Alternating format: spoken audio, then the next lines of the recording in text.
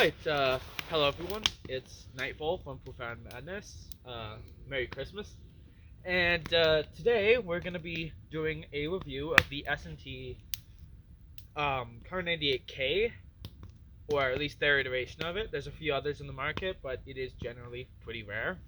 It was loaned to me by Grim here, who's holding it. And it's his reconnaissance rifle. Well, the rifle he does when he's doing recon and not being our designated machine gunner like normal. And it serves him okay as it is. It performs okay, but the main advantage to it is that it's got real wood where it should and metal where it should, and in general it's a pretty beautiful gun. Though I would recommend upgrading it before you take it onto a field. It cost him about 400 CAD, but that on e-bike it's about 325 Canadian, I believe, which is 250 American. Alright, now for a bit of a history lesson. So the Kar98k began its service as the combination of decades of rifle development by Mauser. It entered service in 1935 and served as Germany's main service rifle all the way up until the dissolution of the Third Reich in 1945. It saw action on the Western, Eastern, and North African fronts, making it one of the most common sites throughout the entirety of the Second World War. And after the war, the Soviets captured a significant amount and redistributed them globally as military aid. Because of this, the rifle has found hands in almost every major conflict in the 20th century, including in the hands of militants and insurgents in the Middle East. Alright, so we're inside now because it's fucking cold out, and I wanted to be inside to do this portion. And to let the gun warm up a little before we do range tests. So, first things out of the gate. This is a really, really nice piece of craftsmanship. The wood on it is really nice. The metal feels good. All in all, just build quality on this. I can't say for durability because I would never want to drop something like this. But build quality is great.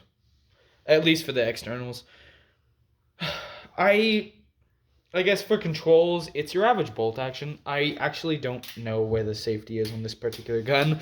But with most bolt actions, you lift, pull, push, down, fire, you're good. Your sights are here. They can be adjusted. I would personally recommend a scope. But scopes this gun are kind of tricky. It's the mounts that are hard to find. And I guess that's just what comes from owning a gun that's rather rare in the airsoft world. Although there are a few versions of this. It has two sling points to mount an accurate sling, like period accurate sling. This is, I think, a reproduction that Grim got, but fuck, it does look pretty. At least in my opinion. So, I would say visit your local surplus store and see what they've got. The mags are a little goofy for this one. So they look like this, if you can see. BBs are loaded in there. It's a bit of a chore to load this, especially in gloves, because you've got to basically pull this down and then basically put that in, push it until there's a click, then it is in. To get it out, you have to push that button down there and then pull it out. Yeah, loading this thing's kind of a pain in the ass. But it's a sniper, so hopefully you're not wasting your shots to the point at which you need to do much. A little issue that we found was that the cleaning rod here broke off. Oh, cleaning rod here, sorry. It broke off, so that sucks, but other than that, the externals seem pretty good. Yeah. One of the major problems we noticed with this is that Grim told me that BBs can roll out of the barrel if they're chambered in and the gun barrel is pointed down. So that is a major problem.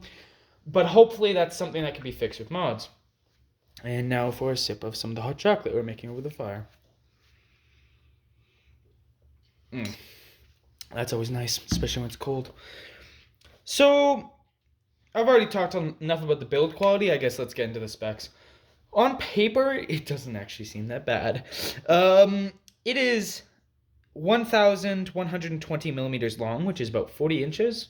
So, pretty average for like battle rifles, service rifles, just older rifles in general, especially Cold War and World War II. World War II wise, it's a bit shorter. This is technically a carbine, if you can believe it. It's a bit shorter than their earlier rifle, to my knowledge. So that's interesting to note. It weighs 3.3 kilograms, or 7.2 pounds. And yeah, it's pretty average in weight. It has a 500 millimeter inner barrel, which is 19.7 inches. So 20-inch barrel, pretty normal for this sort of thing.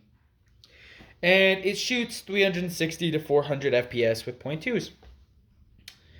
And yeah, really, that's all I have to say about this. Like, external wise, she's a beauty. We'll see how she performs in the range test. I'm not particularly optimistic. Alright, so we're going to do the range testing on the Kar98 now. The targets are at 40 feet, 70 feet, and 100 feet respectively. It's actually not very windy at all. It's just cold. So we should be looking at pretty accurate shooting, or at least accurate to how the gun performs. May not be hitting the targets, who knows. Alright, we're gonna fire at the first guy here, and that's a miss. Another miss. We'll adjust for the guy who's 70 feet away, but I don't think it'll change anything. I swear I can't even tell if this is loaded. Okay, so it's cold out, so that might explain the bad performance, but honestly, guys, I'm just gonna say if you get this and you want to use it in combat, you better be willing to upgrade it, or you're not gonna have a fun time. Yeah. Oh, fuck. And the BBs will roll out the barrel if you aim it down, so yeah, no hits. I'm not even gonna bother inspecting that. I guess let's just give our final review. Alright, so that was pretty abysmal. Like an Italian made it. Yeah, I don't really know what to say. I was kind of expecting more, but Grim had already warned me that it wasn't great, and the cold doesn't help.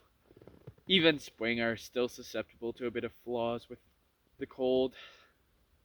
That being said, it's a really beautiful piece, but unless you're willing to upgrade it, and I have heard it can take VSR 10 parts, unless you're willing to upgrade it, I really wouldn't necessarily want to buy it.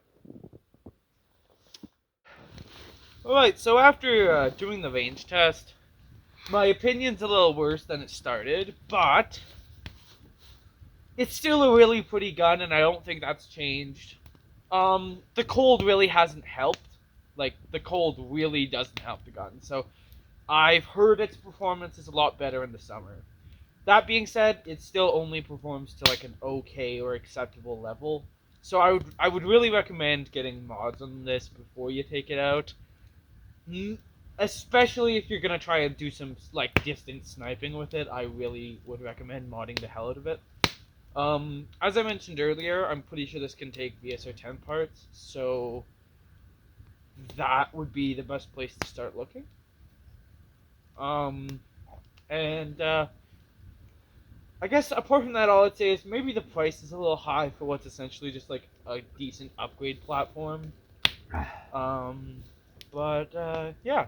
So have a Merry Christmas from all of us at Profound Madness, and have a good night.